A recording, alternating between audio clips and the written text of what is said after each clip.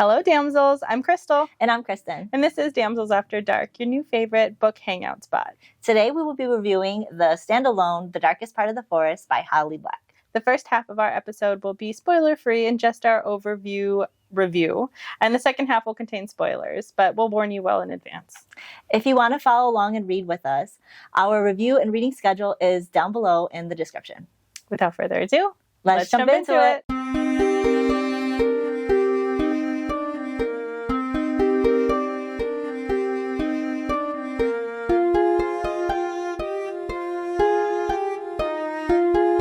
You may have seen from our Instagram or our TikTok that we met Holly Black. Yeah. I feel so privileged. I know. It was such a great time. We had drink prior to. So we were going in there. It was our first book signing too. So yes. We were so excited and we were just getting all hyped up and then we just we just got too excited for our own good. We were having a good time. We were having a time. Because it was our first, we really didn't know what to expect, but I liked it a lot. Apparently there was a competition for cosplaying. Yeah, we didn't know. We did not know. I did do my little buns, and a little tribute. Holly did say she liked my hair. Oh, she did? She did? Oh, I didn't know that. I like your books. Is that what you said? Oh my God. I was like, thank you for writing them. And she's like, thank you for reading them. And I was like, anytime. I didn't hear that interaction. I was in my own little world. Good, because I was so embarrassed afterwards. And I was all thinking she said she liked my hair. But then also, I had done it pretty where it was curled and really nice, but then it fucking rained.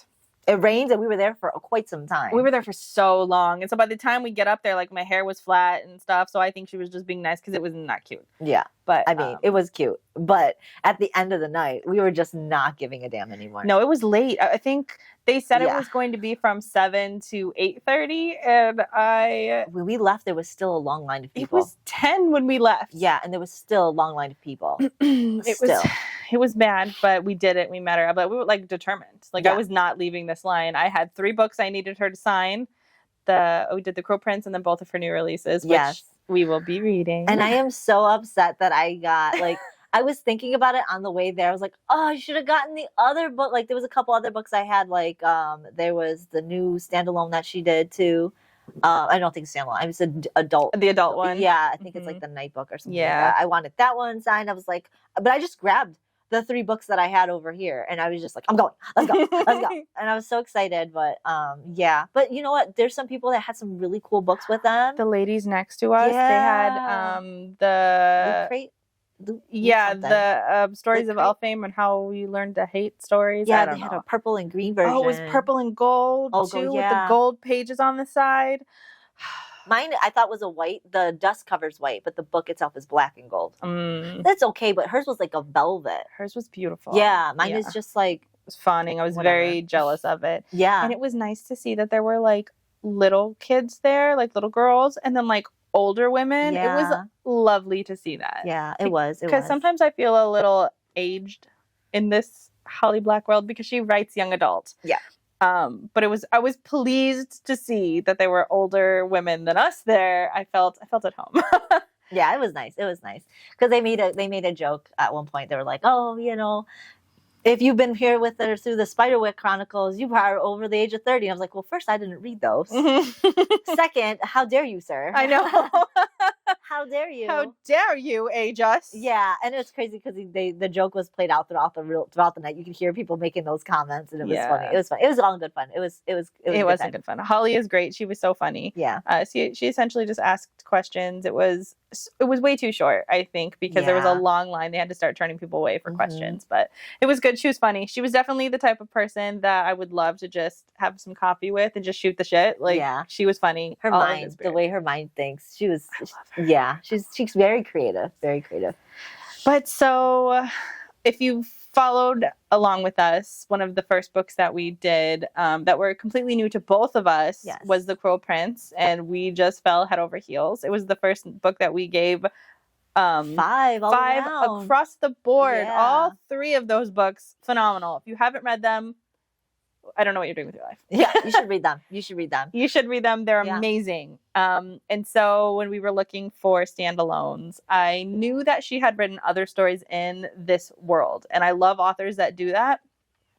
So I went directly to this one. I was like, standalones, I think Holly Black's got a standalone. Let's go read it. The good thing about this is even though we read The Cruel Prince, this takes part before The Cruel Prince. So it's not like I felt like, oh, we kind of fucked up by not reading this first. It's really nice to have had read this first if you did, because it's like it really introduces you into that world. And I got that when I started reading it. I was like, ooh, I really feel like it was something that was just starting her world to The Cruel Prince, and feeling that I read The Cruel Prince in all its entirety and how it's all its greatness, and then going back to The Darkest Forest, it just kind of felt like it lowered the bar a little. Like this lowered the bar. Like, you know what I mean? Cruel Prince raised that bar so high that when I got to this, it was like, okay, this was the beginning of Elfham, and I should probably not be too critical on how, because I'm expecting this Cruel Prince type of book,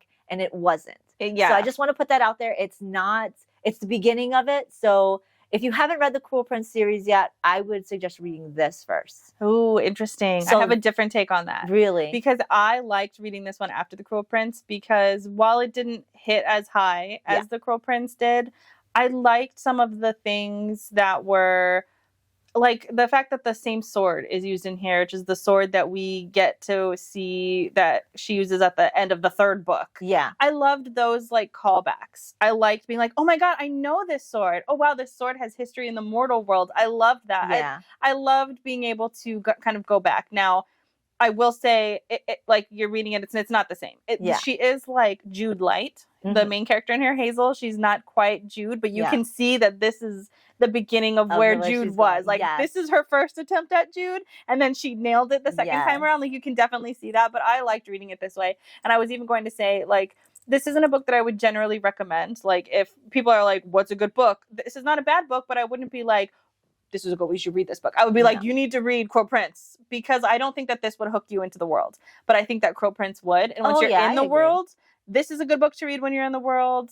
The following two that we're going to review and read are good books to read in this world. But I wouldn't say that this is not the book I would give you to start in this world. I would give you The Cruel Prince. The only reason why I say that is because I feel like I don't want to let you down. It makes sense. I just feel like I don't want to say I was let down, because I wasn't let down. I was just feeling like I was already hooked, and now you're giving me a lesser drug. Yeah, you know, I get it. Like, no, your rationale makes total sense.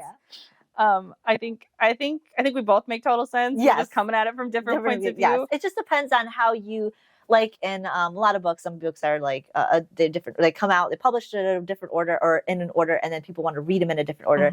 And you know what? As long as it appeals to you and how you want to take it, you can't go wrong. Like even if you read it before, you read it after, you can't go wrong. You can't go wrong. It's a good book. Yeah. So you're gonna like it either way. But all this to say too, like if you read anything in Elfham already, then you should definitely read this one. And if you haven't, maybe start with this one. Yeah, it just depends on. Take a look at the descriptions and see if it's something that you would be more interested in first, or if you want to be like us and be like Cruel Prince is first. Yeah, because that is what we did. Cruel Prince is the one, man.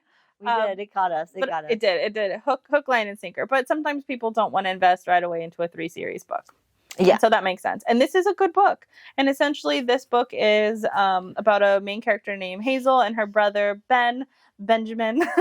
Benjamin. I love his full name being used. And they live in this small town called Fairfold. Yeah. And it's right on the edge of fairy or Elfham, the fairy world, if you will. And so they have this in like the dark woods, or the deepest part of the woods, or the deepest part of the forest. Yeah. There's this casket that looks like a glass casket, and it's got this boy inside, and he's got horns, and he looks very regal. They like to assume that he's a prince, and they make up all these stories, and everybody goes here. Everybody knows about it. People party on here. Kids do graffiti on it. People talk to the prince. Like, it's this whole thing.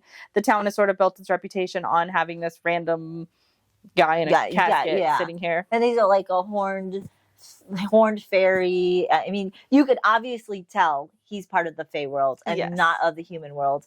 And also, it's good to note that it takes place in both the human and the Fey world. And in the human world, they're so close to the Fey world that it's almost like the Fey are kidnapping people and putting kind of like these I don't know, glamours on them, enchantments on them, and people in that fucking village are like so, I don't know, vain about, oh, I've been here forever. So like, if you're acting like a tourist, that's your fucking fault. If you get kidnapped or killed or so essentially it's the like tourists that the Fae are going for because they're easy prey, because those who have grown up and lived in Fairfold know the tips and tricks. They know the rules, and some of the rules are, like don't drink their food, don't eat that, or don't eat them. Maybe don't eat them.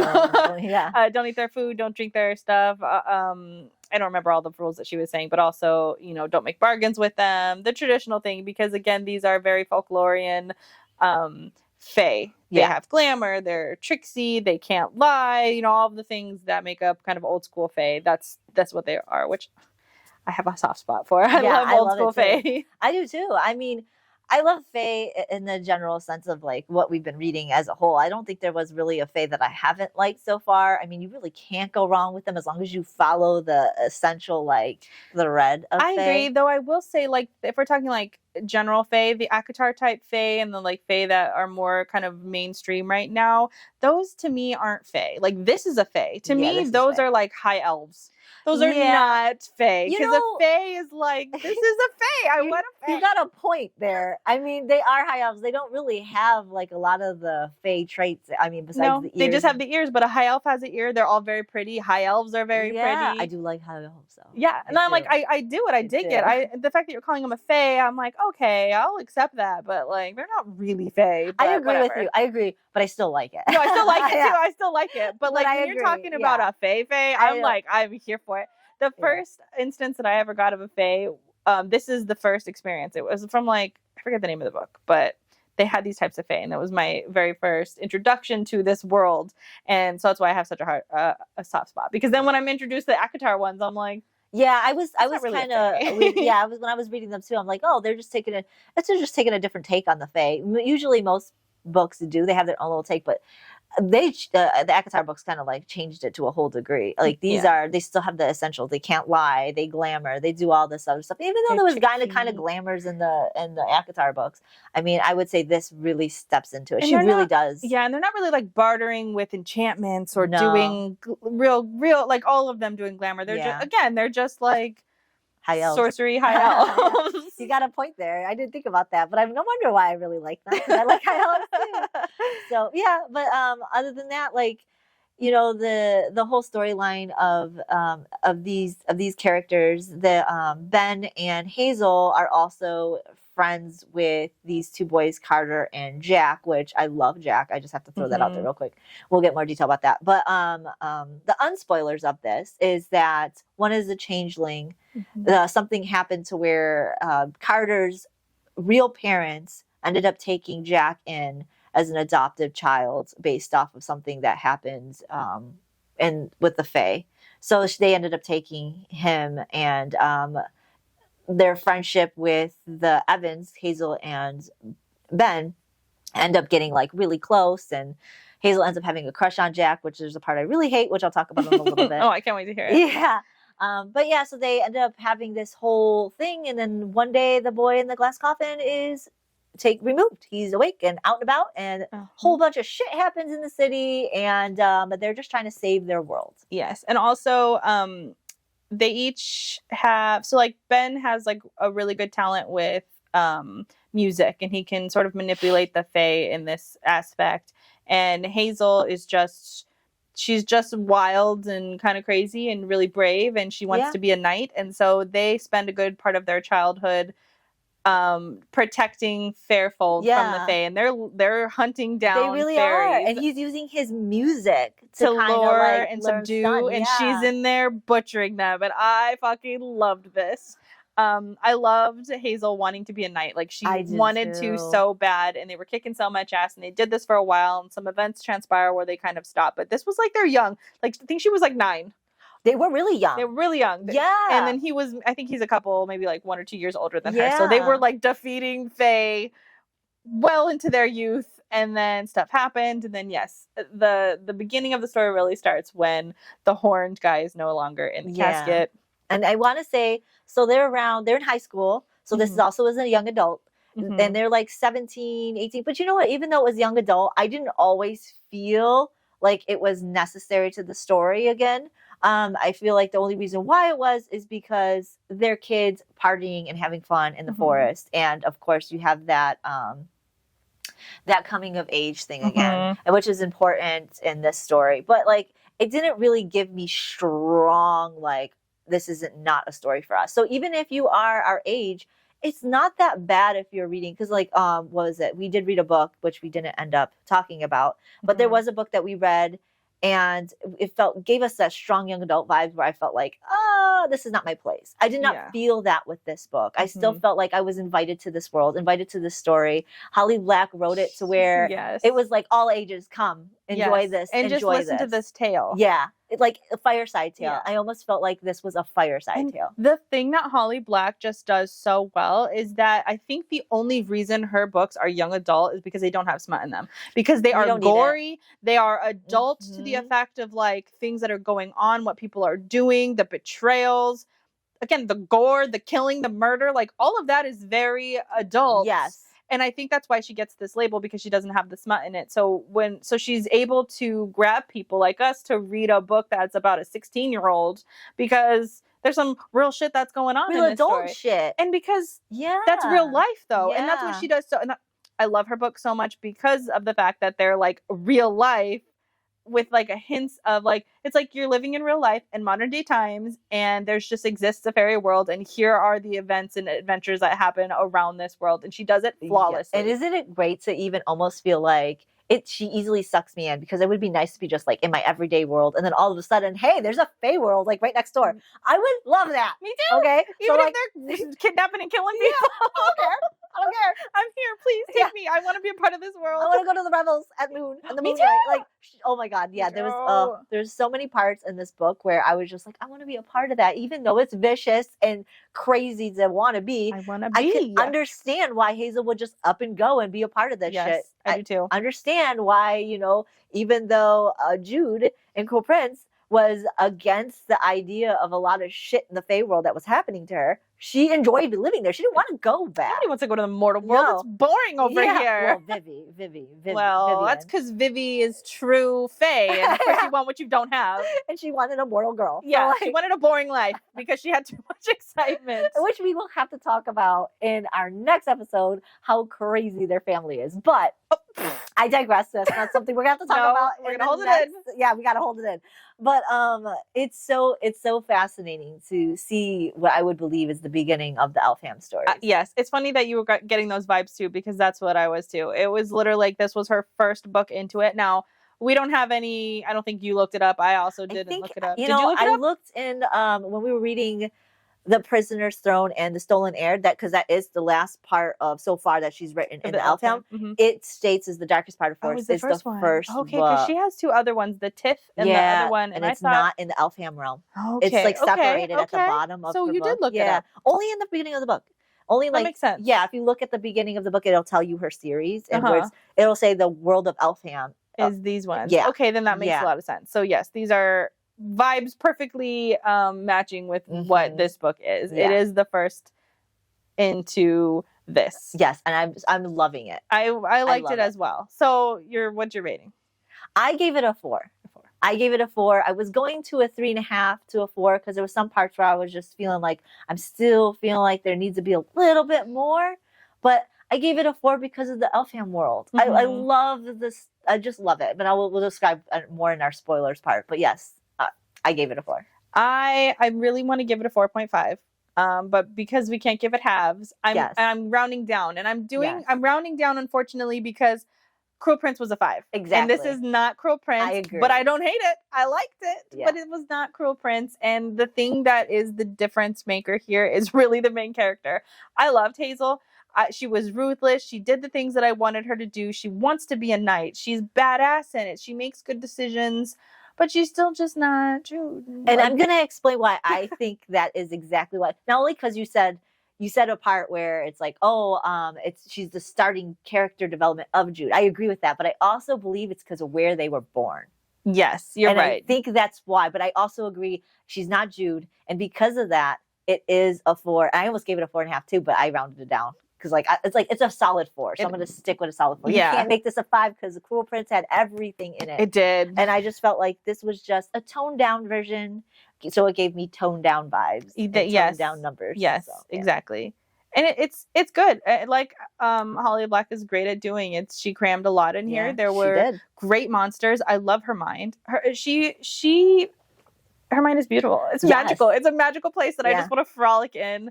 I like it all. I love the monster that was in here. I love the secret that was in here about who Hazel is, her like duality. Fucking loved it. I loved it all. Yeah, they're the big duality. That was one of my favorites. Me too. We should just go dip right into it. Well, we'll dip right into it after. Well, I guess we guess. Yeah, because we get our spoilers right now. We can just our spoilers. Okay, we're spoiling now. Spoilers. Yes, her being a knight. Yes, secretly. The duality. Oh, and she didn't even know. She didn't even know. So she was getting these like little hints and letters and stuff like that, but she was trying to think it was somebody else. It was her. She was doing it. Her nighttime self was a knight for the Fae King, the Elder King, which, by the way, is interesting because he ties into a lot in the Cruel Prince series. But anyway, he uses her because of a bargain she did for her brother. So half of her 7 years is done at night. So if it kept going, it would have been 14 years of her night. Of her being a knight. She was trained to like actually be a knight. Like because she's been doing this for 5 years, I think she's deduced. Yeah. Loved this. Loved that she left herself notes. Loved that she was like, I just loved it all. I loved every bit of this. And her daytime self had no idea. She had no idea. So she was not sleeping. I feel like I must have some duality. Yeah, I was like this. I also feel like this. I can relate. My nighttime self and my daytime self are two different people. Yeah. But like I remember. That's the curse. And the crazy thing is she did not want to remember. So at the very end of the story, I can understand her qualm about. She didn't want to remember because everything she did at night was for the Elder King in service to him, and it was shit. And she does remember, like she had dreams where she doesn't know if what she saw in dreams, where she was being cruel to humans, was something that she actually did. Come to find out, it probably most likely was because she was doing a lot of cruel things in his name. And the crazy thing is too is like when she would wake up, she felt always tired, but she couldn't understand why. Same. Yes, that's why I'm saying I feel like I've got some night me somewhere. And so like one of my favorite parts also with the not only the duality, but I loved Jack as a character. I like Jack as a character. I really like Jack, and I thought I was gonna like the Horn Boy, but I thought the same thing. I wasn't feeling it because we were talking about it earlier. Like, I like Jack, but I know this Horn Boy is gonna be love interest. So who is it gonna be? Wasn't a love interest for us though. No, it was for one of the characters, her brother Ben. But Jack was such a great character. He was a great character. I liked him as well. He was such a sweetheart. He was like, since they're young, it was like as if you're seeing like two kids having the first love vibes. Oh, it was so sweet. It was so sweet, and the fact that like. I like Hazel being like a hot mess without, again, it being her whole defining personality trait, but the fact that she was wild and crazy and running, and he's musing about, because we get a point of view from him for a minute, and he's musing about the fact that the first time that he saw her, and that when he felt like he fell in love with her was when she's running barefoot through the forest with her lips stained with like blueberry juice or blackberry juice, and her hair's wild, but she's got a sword. Like, this is perfection character for me. Like, I love that he loved that about her, and I loved seeing Hazel that way because she is kind of reckless in this craziness. All this was great. Jack was very sweet. I think Holly does a really good thing of like, she makes characters that I really like, but that I don't like. Like, I'm not in love with Jack, but I love him. Yes, agreed. The one thing I just want to jump into, since we're talking about Jack and Hazel's relationship, they had this budding like cutesy wootsy, like, do I like him or I don't like him, like, that little puppy love type thing when you're a kid and you're just trying to figure out your little crushes. She steals a piece of gum that's been chewed on by Jack. It's like somewhere, and she takes it off from wherever and she puts it in her mouth and chews it and then keeps it on her bedpost. Like, girl, she was like 9. But that's so disgusting. It is so disgusting, but she's wild and crazy. And that's the thing about her that I just really like. I don't like the fact that she ate the gum, but the fact that she has no regard, like she doesn't give a shit. I love that. But like, okay. But sometimes it manifests in gross ways. It manifested. Really... And the thing too that I liked about she, her, like, steal like maybe something else? Like, well, no, because you gotta like, it's like you're making out with him. Oh, okay, we're just gonna ignore that. But I get it. I get it. I get. I don't want. I can't. I can't. I mean, at least she's not like 16 still chewing on it. She just kept it as. She never said that she got rid of it. Well, I assume it's still on her bed. I do too. She just marvels at it. Yeah, I did that. I was brazen enough to do that. I have no care in the world. I love it. I love it. That's some stalker shit, I have to say. Yeah, well. The crazy thing is about that is even though she felt like that and she still kind of does, she's just going around kissing everybody. Oh, okay? I love even this. I love that part. Even though she has a crush specifically on Jack, she goes around kissing everybody. She's making out with all the boys at the party. She doesn't give a shit. And the boys are like scared of her in a manner of speaking. Like not scared like she's going to kill me, but like scared that this girl is just so brazen, so bold, so confident. And it's like, I love it. I love it because I see myself a little bit in that. Because it's like, oh, okay, you guys want to kiss me? Okay. Oh, yeah. She would, like, boys walking up to her. She's walking up to boys, making out with them. I love it. I love this. This girl is so confident at such a young age that I fucking... she was 9 slaying fairies in the forest. I love her. Nothing tops that. I love her too. Her and Jude were ever to get together and have this, like, a bonding friendship. Because I don't know what point this is in the story. I also don't with know. The Cruel Prince. I just know that it's before. It has to be before because Grimson is there. Yes, it has to be. And it can't be too old because they have cell phones, I believe. But it has to be old enough because this king dies. This is not the king. No, this is not the king. And Grimson is with ends up going to Carden when he becomes... And the Horned Boy is not king when we're with Jude. So I don't know. Also, I'm just going to kind of say this now. I was going to say this in our next episode, but I kind of want to bring it up a little bit. If you look at the maps at the beginning of the book, especially in the Stolen Heir, you could see the casket from the darkest part of the forest. Oh, that's amazing. I need to look at the book. Yeah, I can show you now if you want to see it. Kind of. Yeah, okay. I do want to see it. Where is it? Where's my book? Okay. I'm back, guys. Yeah, it's so cute. I always look at the maps, and I didn't look at the map because I was such in a hurry to read. But if you look, you can see Fairfold and then the casket. I know you guys can't see, but it's in here. Take a look if you have it. I'll put the picture up so we can see it bigger. It's so cute. I fell in love. So it's definitely after this. Yes. And, I mean, because at the end of the book, the casket is still part of the story. Yes. So you just don't know who's in the casket in this one, but I'm assuming it's still the Alder King. It must be. Yeah. Yeah. Yeah, so I don't know exactly when the events take place, but it is definitely before. And I loved seeing Grimson. I love the fact that she's using Hartsworn. Yeah. Oh, I know. I loved all of that. And that's why I'm happy that I read Quote Prince first, because these little things to me I enjoyed so much. Yeah. I love when authors are in the same world, and the fact that I'm seeing a lot of the stuff in the beginning I loved. And so it makes perfect sense that this fucking wild ass girl would be the one to find this epic sword in the middle of the forest, and she's just nonchalantly carrying it around like it's nothing, slaughtering fucking fairies for years, and she has no idea that the sword is so important. Yes, because the sword she has is the one that can cut through anything. Yes, and that's what we see. Speaking of that, I loved watching the Alder King try to battle with the other one that like never misses your heart. I love that this sword made him clunky, that he wasn't a good swordsman, and that the sword itself was trying to correct him, and so he would do something but it would alter it, and so it made him clunky. I loved this aspect of it, because you could have easily been lazy with this and just been like, oh, he's tearing things down because he's got the sword. But no, not Holly Black, because Holly Black is a genius, and she's like, no, this sword's gonna make him topple and tip because he's being auto-corrected, and he's like, no, wait, I want my I loved it. It makes me think of when you're driving and you have auto assist and you're just like, no, get back. I'm swerving this way on purpose. Yes, that was the vibe. Yes. I love this because every other author would not have done this. No. But Holly Black, she nails it. She never fucking misses. Yeah, she did really good. She did really good. I was super impressed, even though I was like, I know her writing is really well because, you know, we read how many books of Cruel Prince, and it always hit its mark, just like that sword. It always hit its mark, you know? So like, I was hoping that I wouldn't be disappointed, and I wasn't disappointed. It was the first standalone. I gave it a 4. Yeah. But that's fantasy, because we gave Cersei, I don't even think I gave Cersei a 4. I think I gave Cersei a 3.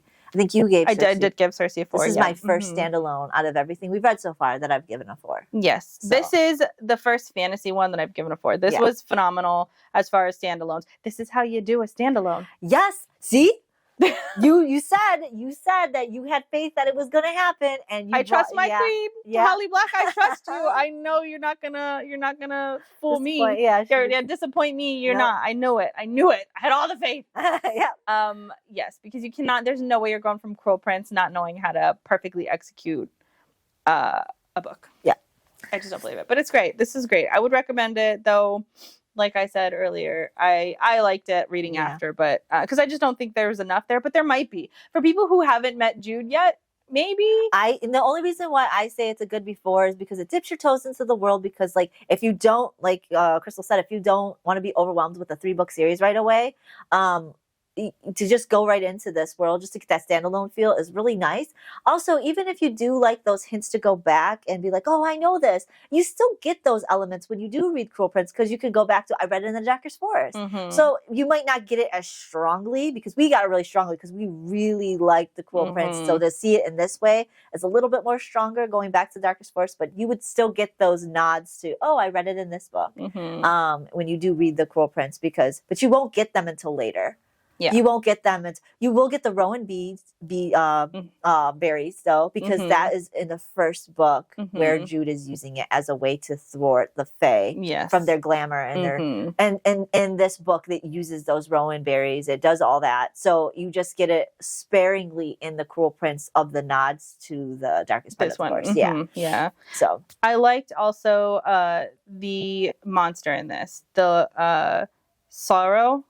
Yes. This monster was so cool. Her backstory was really cool. That's Severin, the Horn Boy's sister. That was such and to know that he killed her husband was insane. That story was so insane. That's what I'm saying. Holly Black just be bringing it with the adult stories here. Yeah, and there's supposed to be children doing these things. And I don't want to say children, I'm sorry. Like teens. Older teens doing this shit. So older teens dealing with adult problems, which, you know, is real life. Because most of us, when you're in your late teens, you do not just immediately just like, oh, okay, we'll delve into the adult world. Most of us at late teens you're thrown into the adult world. Yeah, and sometimes like if you're growing up with shitty families, so like you're dealing with adult problems in this world. So it's nice that she has something that's not fairy tale. That's not easy. That's not well, it is fairy tale, but not like, you know, happy whimsy Disney.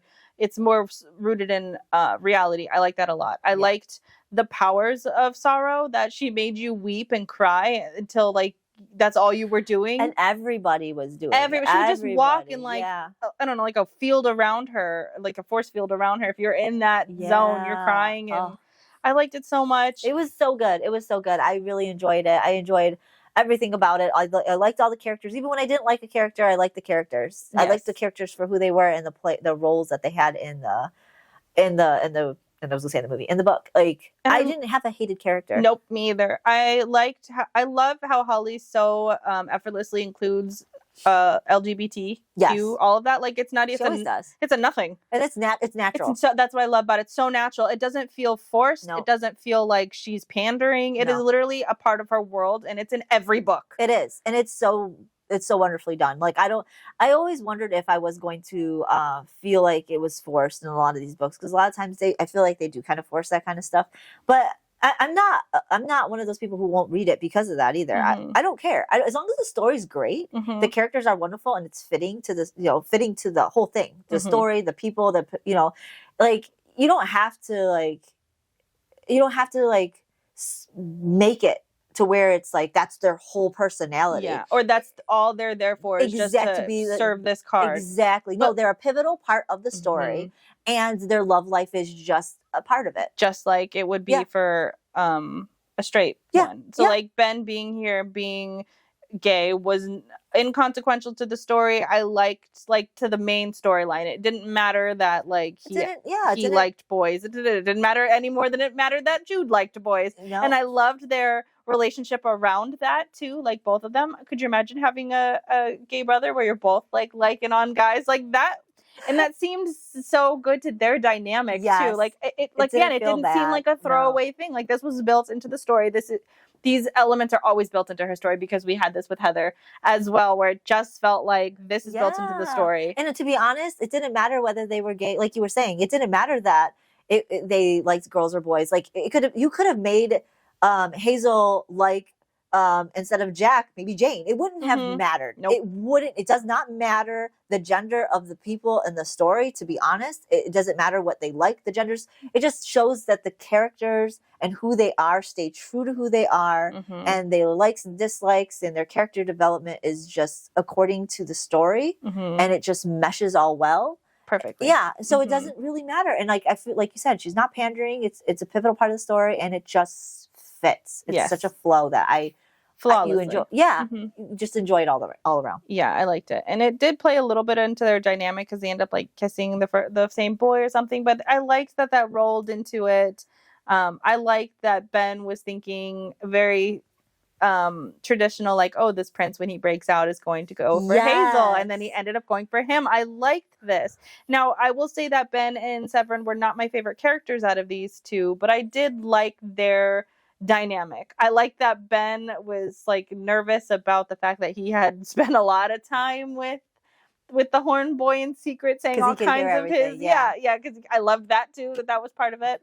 I just think it was really cute that not cute, but I really like the idea that the person that you thought was going to be the main character ended up not being the main character. Yes. I thought Jack was going to be a side character. I did too. He ends up being one of the main characters, and the horn boy didn't even really he was a part of the story. He's a big part of the story, but he wasn't a main character. In my opinion. His character didn't do a whole lot. No, but he was a big part of the story. Yeah, it's a lot like Oak in Crow Prince, where he's a big part of the story because they do everything for him, but him as a character. No, he's not a main character, not until he gets his own book. But exactly, it's exactly right. She knows how to make those side characters play a good role. They're not just something that you could just he's there. Yeah, every character has a reason for being in the book. Yes. They're not fillers. Even to the townspeople. Yes. She does such a great job of making everybody be a part of the books. Everybody gets a part. Everybody gets a scene. Yeah. Everybody has she sat down and she really crafted this world. And she really crafted these characters and their purpose and her tale. It's funny because when we were at the meet and greet with her, she was saying that sometimes these stories, she doesn't know where they're going, or that she hasn't whittled out all the details, but I would say, I don't know, you could have fooled me, because everything feels very purposeful in its design. Yeah, I want to say she was saying that she would get to the middle and then she wouldn't know how she would want it to end. She said she had a hard time, I think, ending it or something like that, something along those lines. But I think, you're right. I agree. You would never know. You would never know. In fact, I think because she does kind of drag it out, it makes the story better. It does. It leaves it with more suspense, and she's just trying to figure it out. And I think that's so nice, because she was talking about, I would love to have done an outline. I would love to do an outline. But I think even if she were to start an outline, I think her mind, the way it works, it just seems like she just thinks of something better and improves on it. That's what it seems like, because as the story is getting deeper and deeper, it's she pulled that off pretty well. She does really good, setting you up. There's a lot of things that I don't see coming from her, where she surprises me on certain aspects. And I like that a lot. Yeah, because I did not see the duality. No, I didn't either. Yeah. I did not see that. And I liked that both dualities didn't trust each other. Yeah. That they were questioning the intent for both of them. That was so perfectly done. It makes sense, because both of them are two different people, because her night self couldn't tell her day self. But even though her night self knew that her day self was different, she didn't trust that her day self would understand what her night self was doing. Yeah, it was so good. It was so good. It was impressive how she wrote that. Yes, I like it. I liked it a lot. And I also like that when she was slaying the king too, she says something to him I always swore I was going to slay the beast in the forest, but she's and it was you the whole time, or something like that. That's also really good. I love all of these things that you wouldn't expect, because you expect the story to be about the torn boy in casket, and it was, but it was more about Hazel. Yeah, it was Hazel and her being a badass. Yeah, and she was a badass. She was great. She was great. I wish I kind of saw her in in the Elfham world and Cruel Prince later. Like, but Oh yeah. But so like you did not see her in any of the Cruel Prince books. No. And I don't even think you go into. It doesn't say if they go into the Fairfold world. I think in the Stolen Heir they kind of dip into it a little bit, but I don't think. Okay. I think this story is completely like it's standalone. Yeah. On its own. Yeah. One other thing that I really liked about this is the reality and how like it seems so real, right? Like they have this casket that's out there, and what are people doing on it? They're partying on it. Yeah. They're making out with it. They're having sex on it. Like these are all very real things that people are really going to be doing to a casket that's just sitting out there. A glass casket that yeah. I thought that was amazing, and that the teens are always going to be partying on. Like that was just really cool. And I'm sorry, but this idea is so cool that there's this glass casket with some creature in it in the middle of the forest. Nobody knows what it's there for. Nobody knows why it's there. It's been there for generations. And now it's a tourist attraction. And when he comes up and when he comes awake, he even says, "Do you guys not tell the stories anymore?" Because he's been there for quite some time. Yes, this is such a great idea. Like it was so cool. Instantly hooked. Yeah, on this. It was wonderful. I absolutely adored everything she wrote about how she made this. And you know, it's funny because it's like she did this and then created the Cruel Prince. And so it's so cool to see that this is the start of it. And it makes me wonder if she always had Cruel Prince in mind when she created this book, or if it was, she did it. She's like, you know what would be really cool if I did this? If I took Hazel and made her Jews. Made her crazier, made her better, made her faster, made her stronger. Yeah, what if somebody came in and snatched the mortal and raised them as their own? And I think, I would love to know. I don't know. I guess she may have written it somewhere about how Cruel Prince came to be from the Elfham world. But I'm curious. I might go back and look and see, because did Cruel Prince always come from the darkest forest, or was it kind of a unison thing? That's a good question. Yeah. Damn. If we would have come prepared, we could have asked her. You know, we were not prepared. We were just there and happy. Yeah. Yeah. We were just happy to be there. Yeah. But all around a 4. Yeah. And a 4. Really good. Great standalone, the best standalone. I knew she'd pull through. Yeah. I knew you could do it. I knew that a standalone could be done in fantasy. You just had to do it the right way. Yeah. And agreed. Holly Black did it. She pulled it out. But anyways, continuing on this Holly Black train, we are reading the Oaks series now, which is The Stolen Heir and the Prisoner's Throne. Yeah, Stolen Heir and the Prisoner's Throne. Those are the two. It's just a duology. So yes, we're excited for this because we just can't get enough of Elfham. Yeah, same. So, and I love it. I love all the connections. Yeah, I do like too. they're making me so excited. I do too. The references, the nods, Grimson, I know him. Yeah. Oh, Hartsworn, I know that too. Oh, I know this. Like I love it. I can't stop. Everything she writes in Elfham, I will be there. Yeah, same. Sign me up. I'm here. I want to go there for real. Like I want to go there. There's a way to go into the book. Have you seen that TikTok where people are like, yes, just dive in there. Yeah, it's great. So join us next week. We'll be here to talk about the Stolen Heir. Well, I can't get it right. I'm sorry. The Stolen Heir Oaks duology. Yeah. I'm excited. We'll see you here. For now, we're on all of the socials: TikTok, Instagram, YouTube, Spotify. Don't forget to like and subscribe to follow and keep updated on what we're doing. No, that's not the right one. No, we're leaving now. Without further ado, goodbye. Bye. See you later. So bye.